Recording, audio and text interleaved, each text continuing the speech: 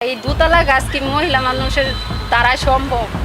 আমার দ্বারাই সম্ভব না, আমি পারতেছি না, আমার শরীরটার সাথে আমার এই বাসটা যায় না। একটু শঙ্কা বোধ করতেছি, কারণ বেরোতেই দেখছি একটা রিক্সার সঙ্গে ধাক্কা দিয়েছে। এটা মহিলাদের কাজ না, কারণ আমরা যেভাবে সহ্য করে গাড়ি চালাচ্ছি, এভাবে মহিলাদের পক্ষে সম্ভব না। তো সাংবাদিকদের জন্য আমরা আমাদের রাস্তায় গাড়ি ভালোভাবে চালাতে পারতেছি না। ঢাকার নারীদের সুরক্ষার কথা চিন্তা করে নারীদের জন্য আলাদা করে পিঙ্ক বাস সার্ভিস চালু করেছে সরকার। এই পিঙ্ক বাসে শুধুমাত্র নারীরাই চড়বেন। এছাড়া এই বাসের কন্ডাক্টর, ড্রাইভার, হেল্পার সবকিছুই কিন্তু নারী। কিন্তু পিঙ্ক বাস চালু হওয়ার মাত্র 3 দিনের মধ্যেই মুখ থুবড়ে পড়তে চলেছে এই বাস সার্ভিসটি। গত 3 দিনে বেশ কয়েকবার সমস্যায় পড়েছে এই বাস। চালুর প্রথম দিনই বলাকা বাসের সঙ্গে ধাক্কা, রিকশার সাথে অ্যাক্সিডেন্ট কিংবা ফ্লাইওভারে উঠতে না পারা, এই রকম নানা সমস্যার মধ্যে পড়েছে এই বাস সার্ভিসটি। এমনকি নারী যাত্রীরাও এই বাসটিতে উঠতে ভয় পাচ্ছে। একটু শঙ্কা বোধ করতেছি, কারণ বেরোতেই দেখছি একটা রিক্সার সঙ্গে ধাক্কা দিয়েছে। তাহলে এখন প্রশ্ন হলো, তাহলে কি বন্ধ হয়ে যাবে এই পিঙ্ক বাস সার্ভিসটি?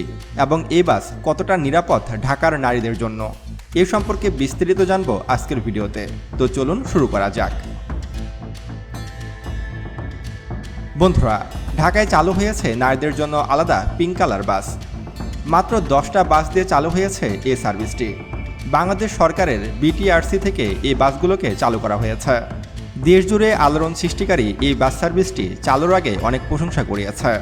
বিশেষ করে এই বাসটির ড্রাইভার থেকে শুরু করে কন্ডাক্টর থেকে শুরু করে হেল্পার সবাই কিন্তু নারী, এবং এই বাসটিতে একমাত্র নারীরাই উঠতে পারবেন। এটা নারীদের জন্য অনেক গর্বের বিষয়। কিন্তু আমাদের প্রশ্ন সেইখানে না। মাত্র 10টা বাস নিয়ে চালু হওয়া এই সার্ভিস সামনে আসতেই নানা রকম অভিযোগ সামনে এসেছে। পিঙ্ক বাস সার্ভিস চালু হয়েছে 3 দিনও হয়নি, কিন্তু এর মধ্যেই বেশ কয়েকবার অ্যাক্সিডেন্টে জড়িয়েছে এই বাস। বিশেষ করে বলাকা বাসের সঙ্গে ধাক্কা, রিকশাকে মেরে দেওয়া কিংবা ফ্লাইওভারের উপরে উঠতে না পারা, এরকম নানা রকম সমস্যা দেখা দিয়েছে। এমনকি বাসটি যেসব নারী ড্রাইভাররা চালাচ্ছে তাদের কাছেও এটিকে অনেক ঝুঁকিপূর্ণ মনে হচ্ছে। তাদের মতে এই বাসগুলো সাইজে অনেক বড়, আর এত বড় বাসগুলোকে নারীরা কখনোই চালাতে পারে না। এখন প্রশ্ন হলো, মহিলাদের জন্য কতটা নিরাপদ এই বাস সার্ভিসটি? মহিলাদের জন্য চালু হওয়া এই পিঙ্ক কালার বাস সার্ভিসটি শুরুতে অনেক প্রশংসা কুড়ালেও বর্তমানে এটি নিয়ে নানা রকম মতভেদ দেখা দিয়েছে। বিশেষ করে রাস্তাঘাটে অ্যাক্সিডেন্ট হওয়া। নারী ড্রাইভাররা অতটা পরিপক্ক নয়, তারা কোনোভাবেই ঢাকার এই ব্যস্ততম রাস্তায় বাস চালানোর জন্য উপযুক্ত নয়, তাও আবার এত বড় বড় বাস। ঢাকাতে পিঙ্ক কালারের যেসব বাস নামানো হয়েছে সেই সব বাসগুলোর সাইজ অনেক বড়, এবং এতে যাত্রী ধারণ ক্ষমতাও অনেক বেশি। আর এত বড় বাস চালানো মহিলাদের জন্য আসলে অনেক কষ্টসাধ্য। এই বাসগুলোর সাইজ যদি একটু ছোট হতো কিংবা 50 বা 60 সিটের হতো, তাহলে হয়তো এত বেশি অসুবিধায় পড়তো না নারীরা। আর দ্বিতীয়ত, ঢাকা শহরের মতো এত জনবহুল শহরে মাত্র 10টা বাস দিয়ে কখনোই পুরো নারীদেরকে সুরক্ষা দেওয়া সম্ভব নয়। নারীরা তো আর পিঙ্ক বাসের আশায় ঘন্টার পর ঘন্টা রাস্তার পাশে দাঁড়িয়ে থাকবে না।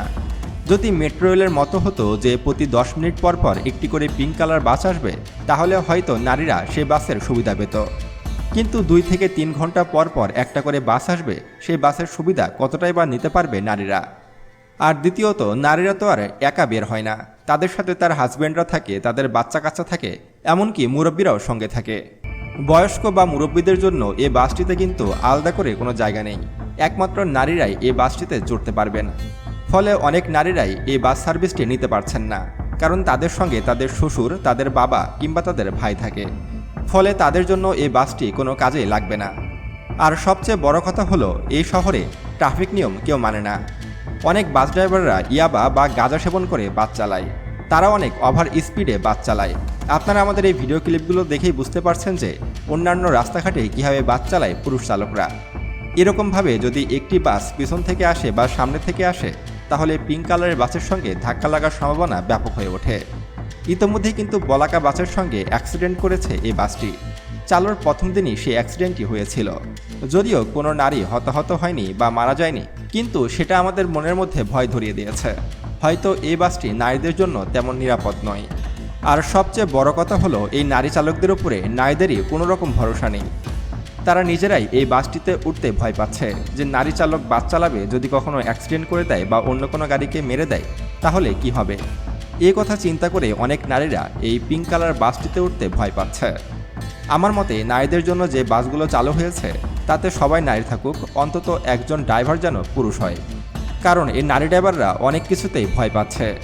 যেমন গতকালকে একটি বাস ফ্লাইওভারের উপরে উঠতে ভয় পাচ্ছিল, কারণ নারী বাস চালকদের মধ্যে অত বেশি কনফিডেন্স নেই যে তারা ফ্লাইওভারের উপরে উঠতে পারবে। ফলে অন্য একটি পুরুষ ড্রাইভারের হেল্প নিতে দেখা যায় নারী ড্রাইভারকে। আর নারীদের জন্য এই পিঙ্ক কালার বাস সার্ভিস চালু হতে না হতেই এর পিছনে যেভাবে সাংবাদিকরা উঠে পড়ে লেগেছে, সবসময় এই বাসটির আশেপাশে তারা ক্যামেরা নিয়ে ঘুরছে, কখন কোথায় কি হলো, কোথায় যাচ্ছে। যুগান্তর, ইত্তেফাক, ইনকলাব, এই যে এরা যে আমাদের ভুয়া নিউজ ছড়াচ্ছে সামান্য কিছু, এটা নিয়ে যদি ট্রল করে সাংবাদিকদের জন্য আমরা আমাদের রাস্তায় গাড়ি ভালোভাবে চালাতে পারতেছি না।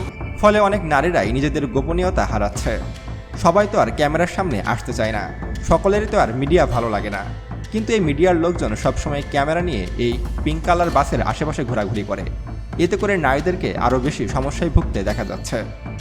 এইসব মিডিয়ার লোকজনই আরও বেশি খারাপ। তাদের এই ক্যামেরা দেখে অনেক নারীরা এই বাসটিতে উঠতে ভয় পাচ্ছে।